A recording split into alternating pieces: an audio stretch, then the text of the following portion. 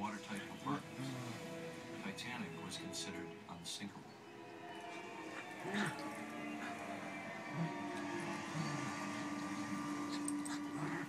Each compartment had doors that were designed to close automatically if the water level rose above a certain height. Titanic would be able to stay afloat if any two compartments or the first floor became flooded. According to our builders, even in the worst possible accident at sea, Titanic was virtually unsinkable. Funny how an iceberg stopped that.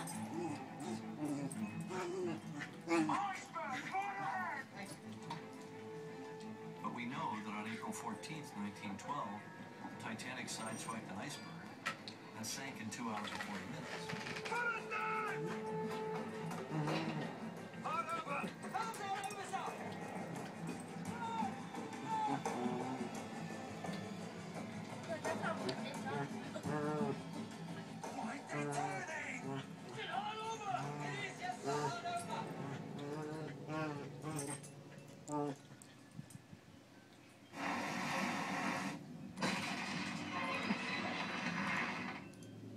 What are you doing to him, 100 son? years later, this is what's left of Titanic.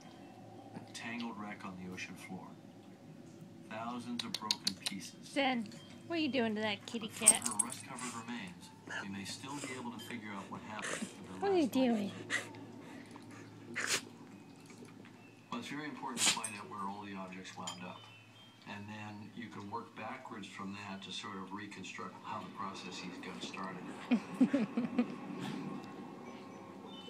You got to peel away the bottom impact. You got to understand what happened in the water column. You got to understand what happened at the surface. Then maybe you can work your way back to what actually set off the sinking in the first place. It's like a murder mystery case where some piece of evidence is an outlier. Everything fits perfectly, but there's one outlying piece of evidence and it seems so trivial, and yet it unwinds everything else. It's a great forensic process to go through. It's the same thing that they do in an NTSB analysis of a crash site for an airliner. Now, how did that engine get way over there?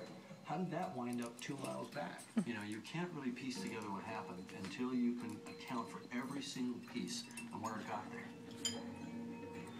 400 miles off the coast of Newfoundland and 2.5 miles beneath the surface of the North Atlantic lies Titanic. The wreck site spans a mile of the seafloor and is anything but accessible. It takes about 2.5 hours to descend in a submersible. Daylight doesn't reach this depth. It's eternal darkness. Here we find the bow and stern sections 2,000 feet apart. We find the ship's boilers clustered east of the stern. Cargo cranes sheared from the deck. Broken pieces of funnel. Ground up shell plating. Sections of the ship's keel were double bottomed. Rudders and propellers pinned in the sediment intact. An open shell door at D-deck.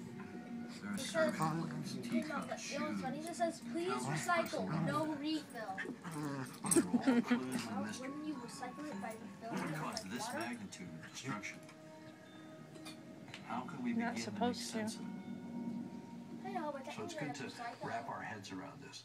So now you start looking at a debris field map. You wore out. Bless you. Crime scene